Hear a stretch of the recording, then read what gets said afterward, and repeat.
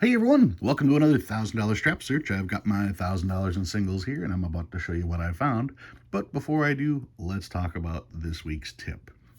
Now, I actually have not gone through these 1,000 singles, but I did literally just walk through the door from the bank after picking these up. And this is how I get them. And of course, I already told you guys the little yellow mark means these were set aside specifically for me. So I always find that cool whenever I see that little mark on there. My bank, when they get 1,000 singles, they'll call me. And I can't thank them enough. That's just awesome. But some of you may wonder why the notes that I have seem to always be in relatively decent shape. And the fact of the matter is that they aren't. Okay, this is a much better example. This is how I get my notes. They're strapped, they're banded, they're all, random ordered. Notes sticking out. Notes are all curled up.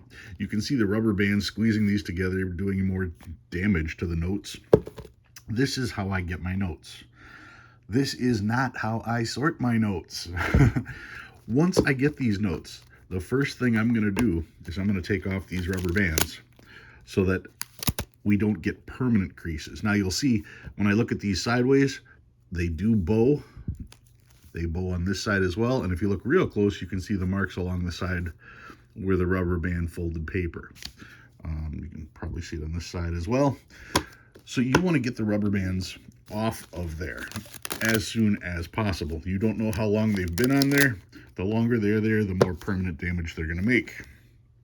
Once again, you can see, look at how these are bowed out. Look at the first bunch of notes here. You can see all those, rubber band marks there. If I go on this side, not too bad, but I mean, still, the wings, you can see that, how it's all splurred out like that, splayed out. And of course, you've got all of the loose ends like that. Now, what I'm going to do with these notes is I'm going to, first of all, put them in a way so that they are laying relatively flat to each other and using each packet of notes to help flatten out that stuff. Okay, like that. This one right here, you can see how it's so bent like that. I'm going to make sure that that goes in the center, just like this one. We'll switch that one around so that these are all compact and squared.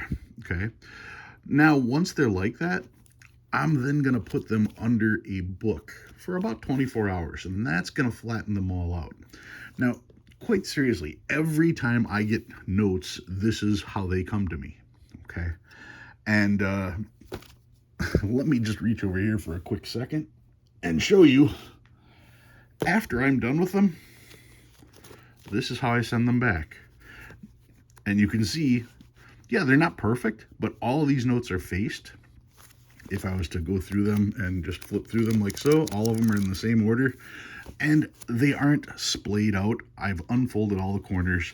And it's very easy for these to be returned and run through a counting machine. That's the important part. When they're in decent condition, when you send them back, all the notes will go through the counting machine. It's not going to jam up the counting machine. And it doesn't take long to run even 1,000 notes. It doesn't take long for them to do that. So even if you were to dump everything like that at once, a lot of places wouldn't be too upset, I wouldn't think. I would never do that. I never try to dump more than 200 notes at an individual bank.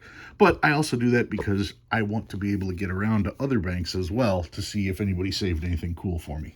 So yeah, when you get your notes, show a little patience. Don't dive into them right away.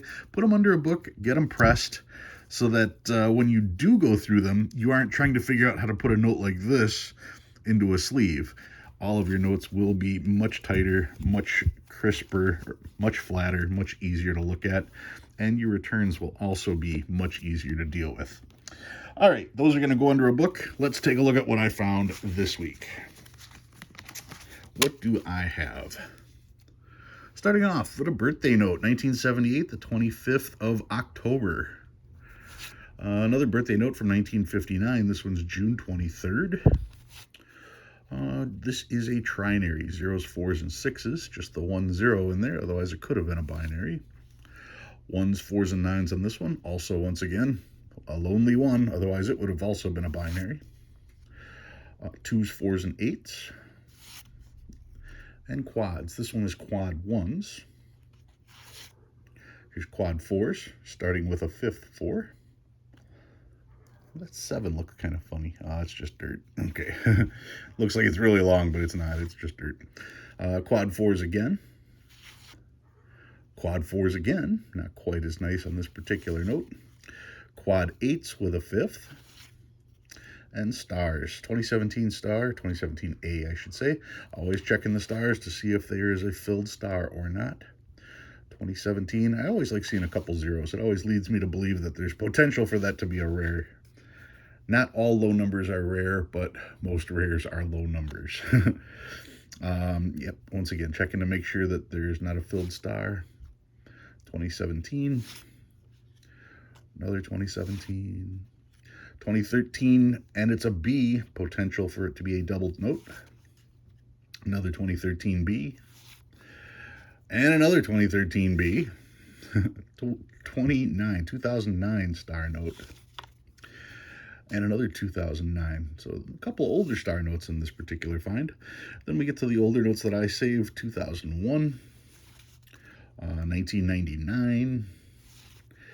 Another 1999, a little bit better shape. 1995, checking to see if it's a web note. It is not. Pretty rough shape on that one. Another 95, also not a web note. Another 95, much better shape, but still not a web note. Another 95. Once again, you can just look right here. If there's a mark right here, it's not a web note. Or you can look right here. If it has just the plate number, it's a web note. A web note is a web-fed press note. A web-fed press, basically envision in your head how they print newspaper.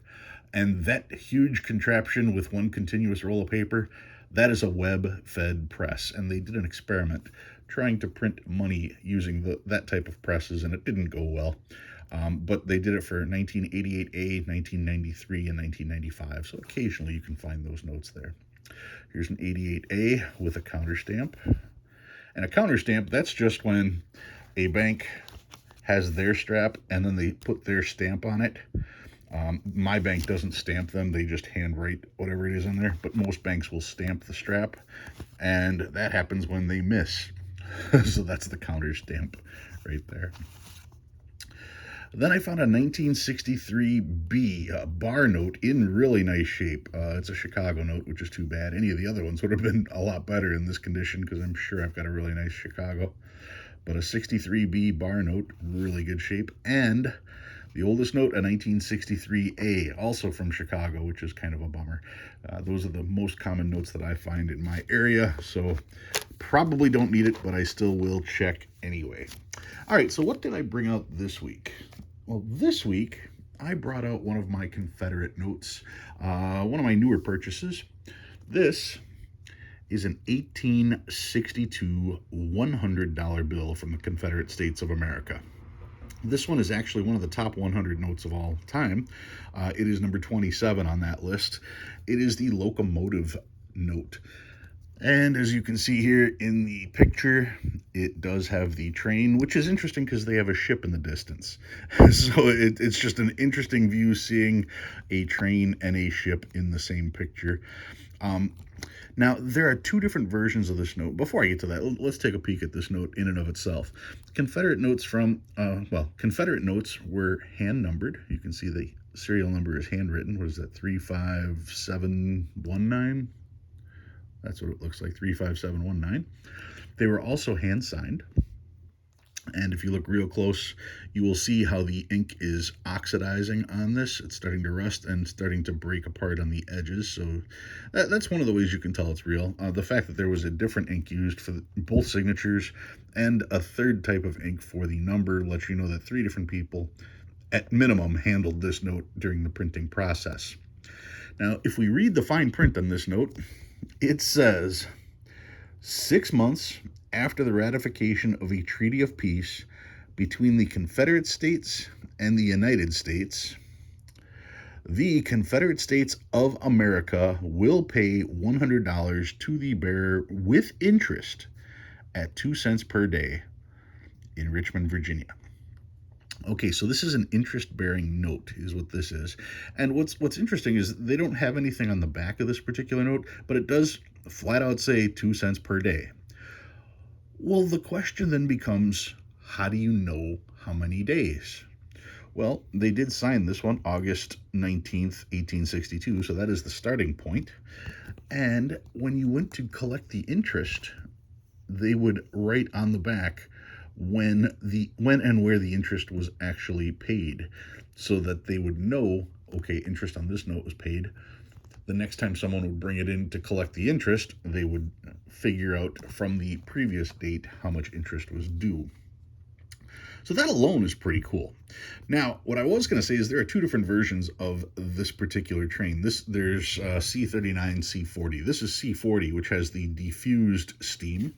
And what am I talking about? Well, let's take a peek at the book, and the book will show you not only prices, but the pictures that I'm talking. Let's see what we got here.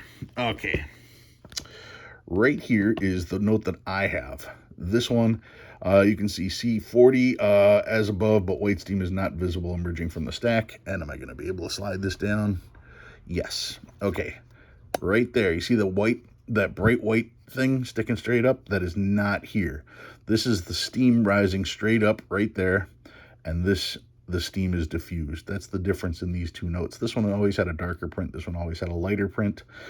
And there are the two notes. You can see in lower condition, they're virtually the same. $45 in VG8, $55 in 12, $65 in 20, $85 for the one that I have. And then they kind of go back to where they were. In 40, they're both $125, and in choice and circulated, they're both $175. But those are the two different variants of the note. With the steam, without the steam. Mine is without the steam. So, what else do I want to talk about with this particular note? This note is a prime example of why I really enjoy currency compared to collecting coins. And what do I mean by that? Well, like I said, this is 1862. And I'm sure you guys have one of these. I'm looking at small cents, Indian head cents from 1859 to 1909. And let's look at this real quick. Here's 1862. There was 28 million Indian head pennies that were made. 28 million pennies, okay? And even in good, an 1862 penny with 28 million of them minted are still $10 a piece. Now, what if they didn't print it? What if they didn't make as many? Well, here's 28 million, and if you go 2 years later, in 1864, they only did 13 million. And that kind of doubled the price to $20 per penny. Okay. Let's go a little further along the line. Here we go. 1866, 9.8 million.